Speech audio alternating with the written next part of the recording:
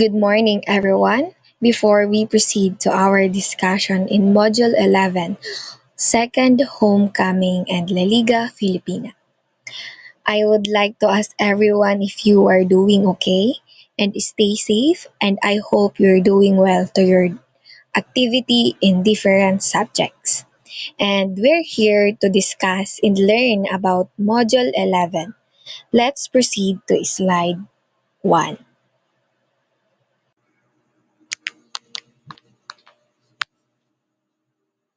What is La Liga Filipina? La Liga Filipina, a civic organization founded by Rizal in Hong Kong. Ano nga ba ang layunin ni Dr. Jose Rizal at kung bakit niya ito ginawa? So, nakalagay dito ay reform, unity, mutual protection, and education. So, ang layunin nito ay to unite the Philippines into one society with equality for all Filipinos and Spaniards, provide mutual protection, defend against violence and injustice, promote education, agriculture, and commerce, also study and implement reforms, advocate for political and social reforms under Spanish colonial rule, improve political representation, healthcare, and education. So sa mga dahilan na yan, ay kaya nabuo ang motto na Unus Instar Omnium, na sa Ingles ay one like all at sa Tagalog naman ay isa para sa lahat. Founding of La Liga Filipina.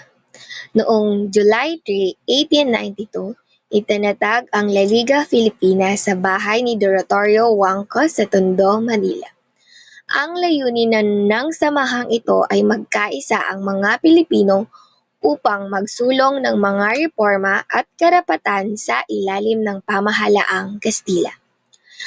Ang mga unang opisyal ng La Liga Filipina ay sina Ambrosio Salvador bilang Pangulo, Agustin de la Rosa bilang Piskal, Bonifacio Arevalo bilang Treasurer, Diosdado Arellano bilang Secretary.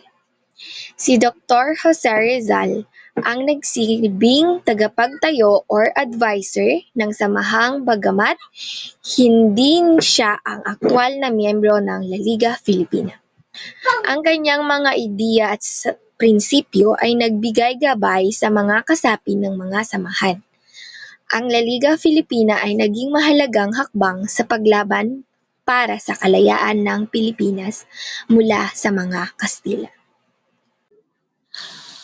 Rizal's vision for La Liga Filipina oppose violence and injustice, promote education, agriculture, and commerce work for reforms. Non-revolutionary peaceful reforms. Jose Rizal's vision for La Liga Filipina was to create a peaceful and united group that would help improve the lives of Filipinos under Spanish rule. Nais ni Rizal na tugunan ang hindi makatarungang pagtrato at pang-aabuso sa lipunan nang hindi gumagamit ng dahas. Naniniwala siya na maaaring makamit ang pag-unlad sa pamamagitan ng mas maayos na edukasyon, pagsasaka at negosyo. Sa halip na mapagsimulan ng revolusyon, layunin ni Rizal na magdala ng pagbabago sa mapayapang paraan, tulad ng pakikipag-usap at pakikipagtulungan sa pamahalaan. The focus of La Liga Filipina was on unity and progress, relying on non-violent and reformist efforts to uplift the Filipino people. Constitution of La Liga Filipina. The main aims of La Liga Filipina is defense against violence and injustice. Nais nilang tiyakin na may karapatan ang bawat isa at hindi sila aabusuhin o pagkakakitaan ng hustisya. Encouragement of education. and industries. Naniniwala sila na ang edukasyon at pagtangkilik sa mga lokal na industriya ay makakatulong para umunlad ang bansa at ang buhay ng mga Pilipino. Study and implementation of reforms. Nais ng La Liga Filipina na magkaroon ng mga makatarungang pagbabago sa ilalim ng mga pamahalaang Kastila. Ang mga reformang ito ay para sa ikakabuti ng mga batas at sistema sa bansa, upang mas mapabuti ang kalagayan ng mga Pilipino. Ang La Liga Filipina ay may tatlong organizational structure.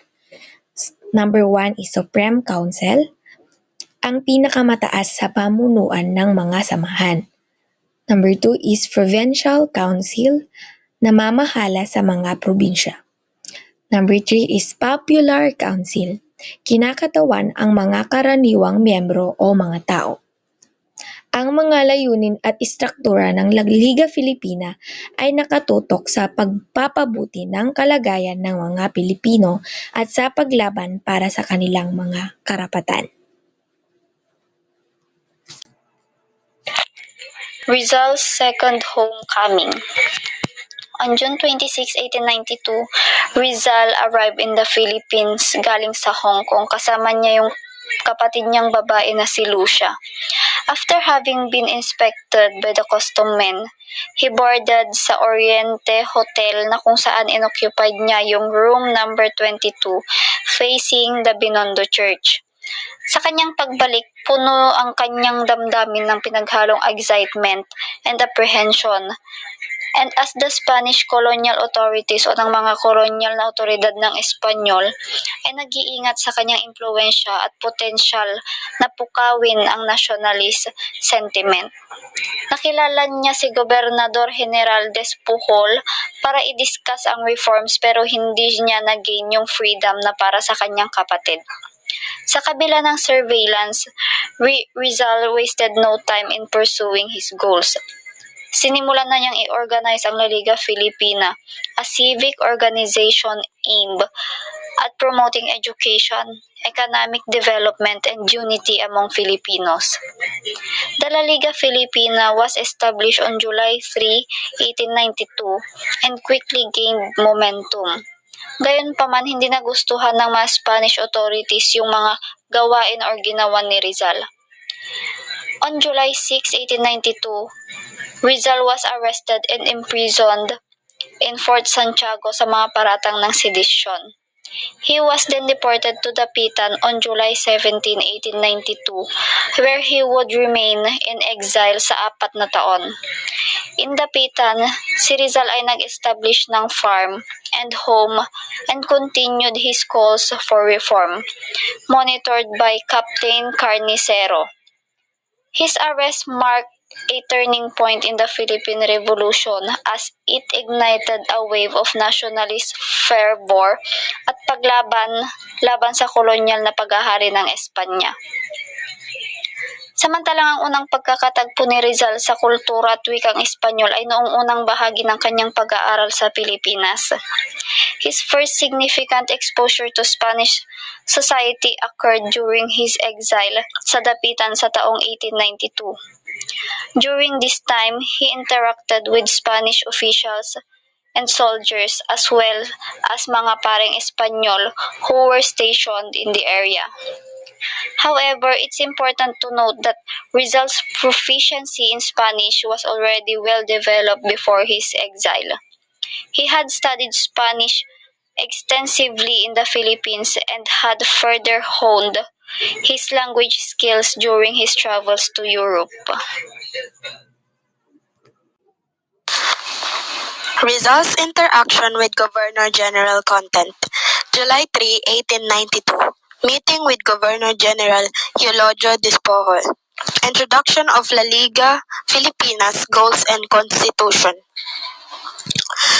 July 3, 1892. Nakipagpulong si Jose Rizal kay Gobernador General Eulogio Despujol upang ipakilala ang La Liga Filipina, isang organisasyong itinatag para sa mga Pilipino. Sa pagpupulong, ipinaliwanag ni Rizal ang layunin ng samahan, na magkaisa ang mga Pilipino at magtulungan upang mapaunlad ang kabuhayan, edukasyon at karapatang pantao ng bawat isa. Tinalakay rin niya ang konstitusyon ng La Liga Filipina na naglalaman ng mga alituntunin para sa layunin ng pagkakaisa at pagtutulungan ng samahan. Bagamat malinaw na layunin ng La Liga Filipina ang mapayapang pagbabago, naging kahina-hinala para rin sa mga otoridad. Nagduda ang mga Espanyol na may mas malalim na motibo si Rizal, tulad ng paghihimagsik laban sa kolonyal na pamahalaan. Dahil dito, nanatiling maingat at mapagbantay ang pamahalaang Espanyol sa mga kilos ni Rizal. Nakaluanan ay naging sanhi ng kanyang pag-aresto at pagkakatapon sa dapitan. Ang pagpupulong na ito ay mahalaga sapagkat ipinapakita nito ang hangarin ni Rizal na baguhin ang lipunan sa mapayapang paraan. Ngunit ipinakita rin nito kung gaano ka paranoid ang mga otoridad ng Espanya sa anumang maaaring magdulot ng pagbabago sa kanilang kontrol sa Pilipinas. Membership, open to Filipino with the welfare of the country in mind. The goal of improving the country welfare is the commendable and suggests a desire for positive change. Opening membership to Filipino who care about the country's well-being implies shared commitment to making a difference. La Liga Pilipinas members duties, we are may apat po tayong duties, we are obey orders, recruit new members, maintain secrecy and report illegal related activities. So i-discuss ko po isa-isa. So first, I obey. This implies a strict chain of command where members are expected to follow instruction without question. Second, recruit new members. This indicates a desire for growth and expansion, potentially, and increase the organization influence or capability. Third, maintain secrecy. These are key elements of the clandestine group emphasize the need to keep activities hidden from outsiders. Fourth, report on legal related activities. This point to a system of reporting and accountability possible involving intelligence gathering or monitoring of activities. So sa La Liga Pilipinas, mayroon po tayong tinatawag na membership fee, 2-person entrance fee, and 10 centimos monthly due. So ang tinatawag na 2 pesos entrance fee ay tinatawag dito na ito ay isang beses na bayad na kinakailangan upang sumali sa grupo o makuha ang serbisyo. Ito ay isang medyo maliit na halaga na mapapahiwatig marahil ng isang casual o komunidad na kapaligiran. July 6, 1892. Rizal's arrest after the discovery of published Frailes leaflets. Charges was anti-Catholic and anti-friar sentiments. Deportation. Rizal was exiled to Dapitan in July 1892. On July 6, 1892, inaresto si Jose Rizal dahil sa mga paratang na siya may kinalaman sa pagkalat ng mga polyetong tinatawag na Pobres Frailes. Ang polyetong ito ay naglalaman ng matinding kritisismo laban sa mga praile, lalo na sa mga Dominikong praile, na sinasabing nabubuhay sa karangyaan habang maraming Pilipino ang naghihirap. Ang layunin ng polyeto ay ipakita ang maling gawain ng mga praile at kung paanong ito'y salungat sa mga kanilang sinasabing misyon bilang mga tagapaglingkod ng simbahan. Kahit na itinanggi ni Rizal ang pagkakasangkot niya sa paggawa o pagkalat ng mga polyeto, ginamit ito ng mga otoridad bilang ebidensya upang siya ay arestuhin. Inakusahan siya ng pagiging kontra-katoliko at kontra-praile, na itinuturing noon bilang isang mabigat na krimen dahil sa impluwensya ng simbahan sa gobyernong Espanyol. Bilang parusa, ipinatapon si Rizal sa Dapitan, isang liblib na lugar sa Mindanao, kung saan siya ay nanatili sa loob ng 4 na taon. Sa panahong ito, ginamit ni Rizal ang kanyang oras para makatulong sa mga tao sa Dapitan sa pamamagitan ng edukasyon, medisina at iba pang proyekto. Ang insidenteng ito ay bahagi ng mas malawak na pagsisikap ng mga Espanyol na patahimikin si Rizal dahil sa kanyang mga kritisismo sa kolonyal na sistema at simbahan. Rizal exile in Dupitan. Noong July 17, 1892, ipinatapon si Jose Rizal sa Dapitan. Mindanao. 4 years siyang nanatili roon, mula 1892 hanggang 1896. Hindi ito simpleng pagkabilanggo, isang uri ito ng pagkontrol sa kanyang mga kilos at pakikiugnayan para pigilan ang kanyang mga aktibidad na itinuturing na panganib ng mga Kastila. Pero sa halip na maging isang panahon ng kawalan ng pag-asa, ginamit ni Rizal ang kanyang pagkatapon para magpatuloy sa kanyang mga adhikain para sa bayan. Sa dapitan, nagturo siya, naggamot, at nagpatupad ng mga proyekto para sa pag-unlad ng komunidad. Sa katunayan, mas naging produktibo pa siya sa dapitan kaysa noong nasa Maynila siya. Ang kanyang 4 na taon sa dapitan ay nagpakita ng kanyang pagiging isang dakilang leader at bayani. Kahit na nasa ilalim siya ng pagbabantay at paghihigpit, isang malaking bahagi ng kanyang buhay at pamana ang panahon na ito.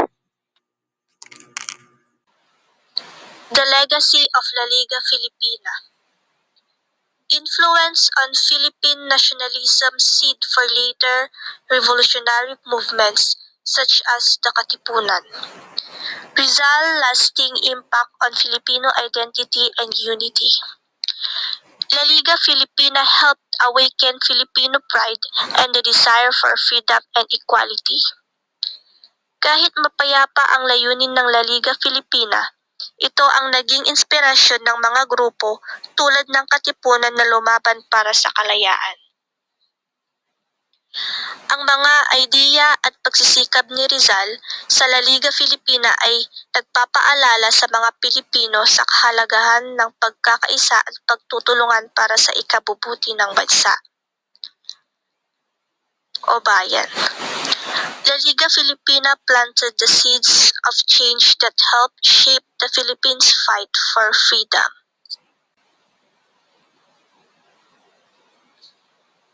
Conclusion.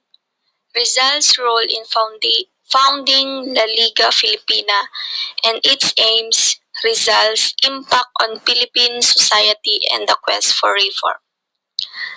Ang pagtatag ni Rizal ng La Liga Filipina ay isang mahalagang hakbang sa kanyang adhikain para sa reforma sa Pilipinas. Layunin ng Liga na itaguyod ang pagkakaisa ng mga Pilipino, anuman ang kanilang pinagmulan o antas sa lipunan, para makamit ang mga reformang pang-ekonomiya, panlipunan at politika. Hindi ito isang revolusyonaryong samahan, ngunit isang organisasyon na naniniwala sa mapayapang pagbabago sa pamamagitan ng pagkakaisa at pakikipag-ugnayan sa mga Espanyol. Ngunit ang pagkakaisa at pagkilos ng mga Pilipino na pinasimulan ng Liga ay nagkaroon ng malaking epekto sa lipunan. Naging inspirasyon ito sa iba pang mga kilusan at nagpainting sa pagnanais ng mga Pilipino para sa tunay na pagbabago. Kahit na maikli lamang ang itinagal ng Liga, ang impluwensya nito sa paghangad ng reforma at sa pagsibol ng nasyonalismo sa Pilipinas ay hindi makakaila. Naging pundasyon ito ng mga susunod na pagkilos tungo sa kalayaan ng bansa. Sa huli, ang papel ni Rizal sa pagtatag ng La Liga Filipina ay nagpapakita ng kanyang malalim na pagmamahal sa bayan at ng kanyang paniniwala sa kapangyarihan ng pagkakaisa at mapayapang pagbabago. And that's all for our lesson, and I hope you learn from the Module 11, which is the second homecoming and the La Liga Filipina. And thank you everyone.